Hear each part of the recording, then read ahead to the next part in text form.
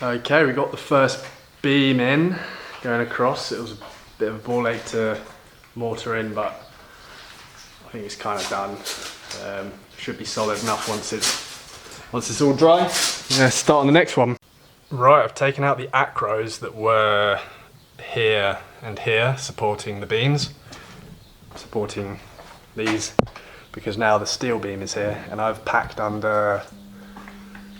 You can kind of see that, yeah. So I've packed under these two because they were a bit higher, and these two are nice and flush with the beam. And the acros are gone, and I've freed those acros up now to get these remaining beams in, because they're quite useful to put under one end. They're quite useful to put under here so that I can get the level right. Okay, so last night I got 4 beams in total, or yesterday I should say, and they're kind of mortared in and the mortar's dried a bit, so I've taken away the acros that were holding them up and got them there, and I'm just putting in the 5th beam here. I've got these little noggins on the end just temporarily to space them out and make sure they don't move around. So yeah, I'm going to put this one in and then 3 more, which are here all sanded up and ready to go, just need cutting. So yeah, I'm going to get these mortared in this morning. Right, I got all the beams in. The mortar's still wet, so still got these acros under them. And this last one had to go flush here and then pan out towards the end. The obvious reason is that this side of the room is narrower than this side, so the last beam has to sort of adjust for that. But other than that, they're pretty even. These two here are a little bit closer together, but other than that, they're looking pretty even and nice and level.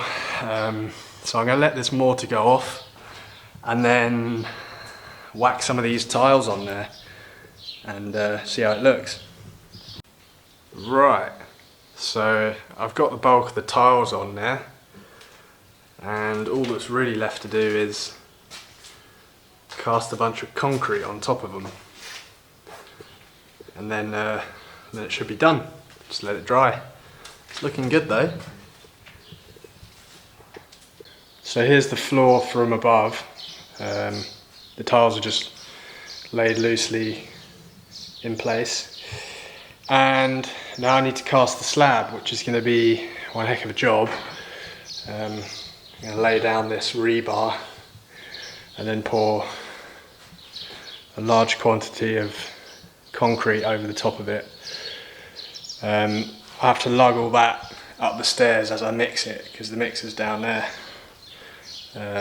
So it's going to be a lot of buckets. I'll try and keep count. So cast a bit under half of the floor, and I'm going to keep going. Oh, okay, it's done. It looks good.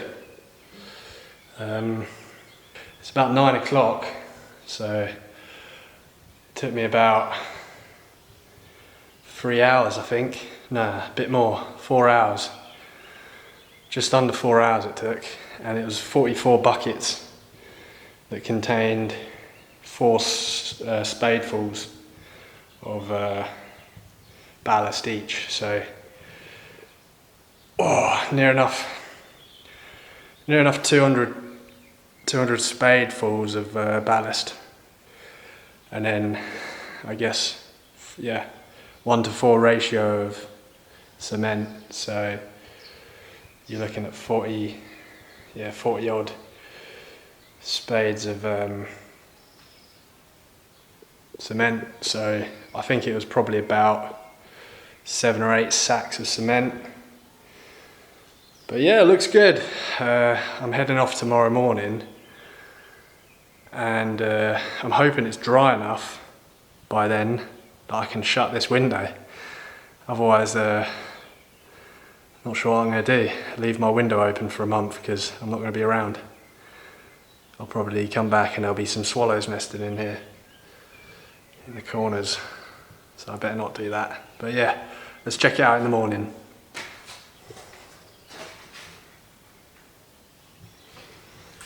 Here we are the next day. It's got a funny colour, but it looks good, looks solid.